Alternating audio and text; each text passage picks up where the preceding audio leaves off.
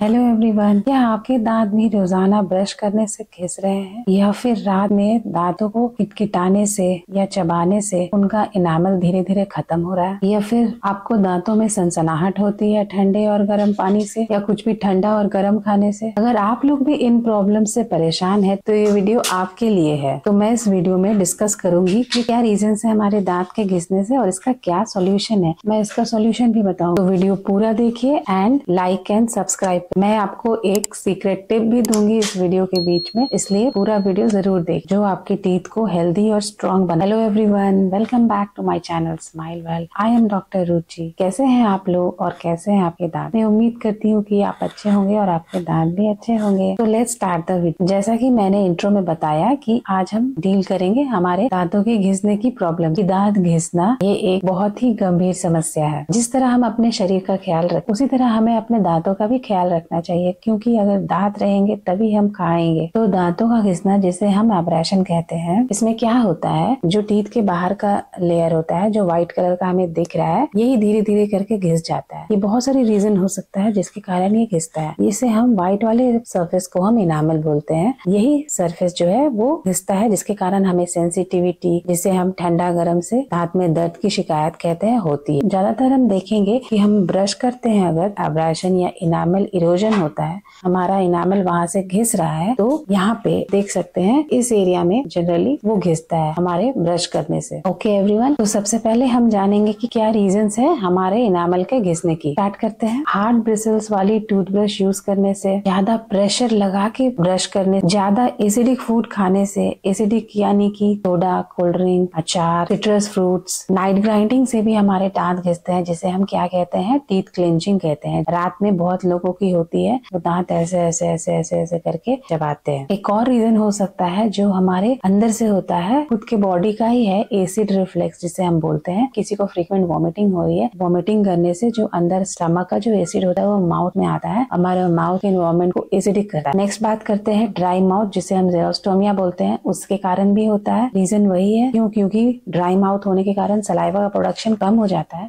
इस कारण वो पूरा माउथ को वॉश नहीं कर पाता है, एसिड रिमूव नहीं कर पाता। नेक्स्ट बात करते हैं ओवर ब्रशिंग की। मतलब अगर ब्रश हमें 5 to 6 मिनट्स करना है तो उससे हम 10 मिनट्स, 12 मिनट, 3 मिनट्स कर रहे हैं ताकि बहुत अच्छे से ब्रश हो। ऐसा कुछ नहीं होता है। जितना ब्रश करना है हमें उतना ही करना है, ओवर ब्रशिंग बिल्कुल नहीं करनी है। नो। नाउ एक क्वेश्चन आप लोगों के लिए है कि आप इन सब प्रॉब्लम जितना मैंने बताई है उनमें से अगर कोई आप गलती कर रहे हैं क्या? अगर गलती कर रहे हैं तो काइंडली मुझे कमेंट में बताइए। अब हम कैसे पहचानेंगे कि हमारे दांत घिस रहे हैं? जनरल पीपल, डेंटिस्ट तो होते नहीं है जो उन्हें पता चलेगा कि हमारे दांत घिस रहे हैं, हमें सावधानी बरतनी चाहिए। एक जनरल इंसान क्या देखेगा, उसे कैसे पता चलेगा? तो उसे पता चलने का रीजन कि फर्स्ट में सेंसिटिविटी होगी, उसे गर्म ठंडा कुछ भी खाने से झंझनाहट होगी, पेन होगा, तो हम समझेंगे हमारा इनामल घिस रहा है। सेकंड में हम बात करेंगे डिसकलरेशन की। अगर हम देखेंगे कि बाकी टीथ कलर से जो टीथ हमारा घिस रहा है उसका कलर अलग हो गया, चेंज हो गया, थोड़ा डिसकलर हो गया, यानी थोड़ा येलोइश हो गया, व्हाइट से येलोइश हो गया। फिर हम बात करेंगे राउंडेड टीथ्स की। राउंडेड टीथ्स के मतलब ये जो पास होता है, इसका जो पॉइंटेड टिप्स होता है वो राउंड हो जाएगा, वो गोल हो जाएगा, पूरा पता ही नहीं चलेगा आपको कि कुछ है भी, कुछ नहीं, वो राउंड हो जाएगा। इसका मतलब हम समझेंगे कि हमें एब्रेशन या तो इनामल हमारा घिस रहा है। फिर हम बात करेंगे क्रैक और चिप्स की। क्रैक और चिप्स में हम लोग क्या समझते हैं, कहीं से भी चिप ऑफ हो गया, टूट गया, इधर से उधर से, इधर से भी हल्का ब्रश कर रहे हैं या कहीं से भी इसका इनामल कहीं से भी टूट गया। इनामल का सरफेस है वो बहुत वीक हो चुका है और वो हल्का लाइट प्रेशर से भी, ब्रश से भी वो टूट रहा है, से हम समझेंगे या तो हमारे दांत घिस रहे हैं। तो ये तो बात हो गई कि कैसे होती है। अब मैं आपको ये भी बताऊंगी कि इसे हम कैसे रोक सकते हैं और कैसे ठीक भी कर सकते हैं। तो इसे रोकने के लिए पहले हमें अपना डाइटरी इंटेक जो है वो थोड़ा चेंज करना होगा। डाइटरी इंटेक में जो हम ज्यादा एसिडिक फूड ले रहे हैं उसे हम थोड़ा कम करेंगे, कम मात्रा में। और कोई भी एसिडिक फूड लेने के बाद हम डायरेक्टली तुरंत जाके ब्रश नहीं करेंगे, क्योंकि एसिडिक होने के कारण वहाँ जो टीथ होता है थोड़ा सेंसिटिव हो जाता है। इसके कारण अगर हम ब्रश करेंगे तो वो इनामल को घिसने में ज्यादा मदद करेगा। इसलिए एसिडिक फूड लेने के बाद डायरेक्टली हमें तुरंत ब्रश नहीं। ओरल हाइजीन भी हमें मेंटेन करके रखना है। फिर हमें प्रॉपर पानी पीना है, हमारे बॉडी को हाइड्रेटेड रखना है, हमारे माउथ को हाइड्रेटेड रखना है। क्यों? ताकि सलाइवा का जनरेशन हो और फिर जो सलाइवा है वो पूरा हमारे माउथ को वॉश करे और जो एसिडिक इन्वायरमेंट हमारे माउथ में बना है उसको हम प्रोफेशनल केयर भी कर सकते हैं। प्रोफेशनल केयर यानी कि डेंटिस्ट को भी हम दिखा सकते हैं, उसके बाद हम ट्रीटमेंट ले। फिर हमें सॉफ्ट ब्रिसल्स वाले टूथब्रश यूज करने होंगे। हम जो पेस्ट यूज कर रहे हैं उसमें फ्लोराइड की मात्रा होनी चाहिए, ये हमें चेक करना चाहिए। ये हमारे एनामल के लिए बहुत, अगर कोई इंसान को रात में दांत घिसने की या पीसने की तकलीफ है तो उसे डेंटिस्ट से दिखा के ये नाइट माउथ गार्ड, जिसके कारण वो जो समस्या है उसकी दूर होगी और एनामल कम घिस। जैसा कि मैंने बताया था कि मैं एक सीक्रेट टिप दूंगी जो हमारे दांत को हेल्दी और स्ट्रॉन्ग रखेगा। तो वो टिप ये है कि हमें अपना माउथ रिंस करना चाहिए। पहले माउथ वॉश हो या ना हो, प्लेन वाटर से भी हमें रिंस करना चाहिए। कुछ खाने के बाद स्पेशली कुछ स्वीट मीठा करना चाहिए, कुल्ला करना चाहिए, जैसे ताकि वो जो कुछ भी फूड पार्टिकल्स हमारे माउथ में चिपका ना रहे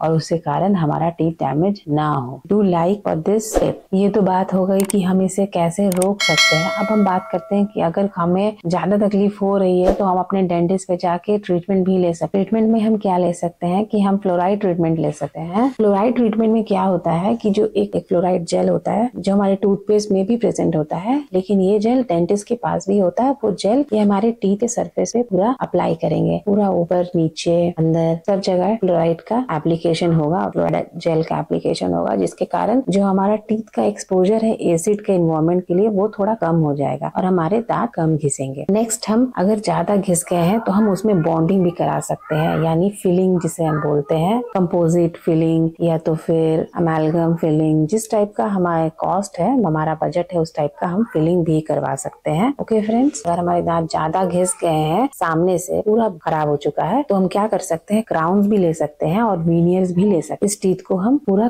क्राउन कर देंगे या तो वीनियर्स कर देंगे, उसमें हमें ज्यादा कॉस्ट पड़ता है, लेकिन तो भी हम कर सकते हैं। ऐसा क्राउन होता है जो हम बनाते हैं और हमारे टीथ पे ऐसा करके हम लगा देते हैं। ठीक है, तो हम क्राउन भी ले सकते हैं और वीनियर्स भी ले सकते हैं। ये वीनियर्स होता है, आई होप कि आप देख पा रहे हो, ये ऐसे कैपिंग होती है, ऐसा करके कैपिंग होती है जो हम टीथ में ऐसा करके लगाते हैं।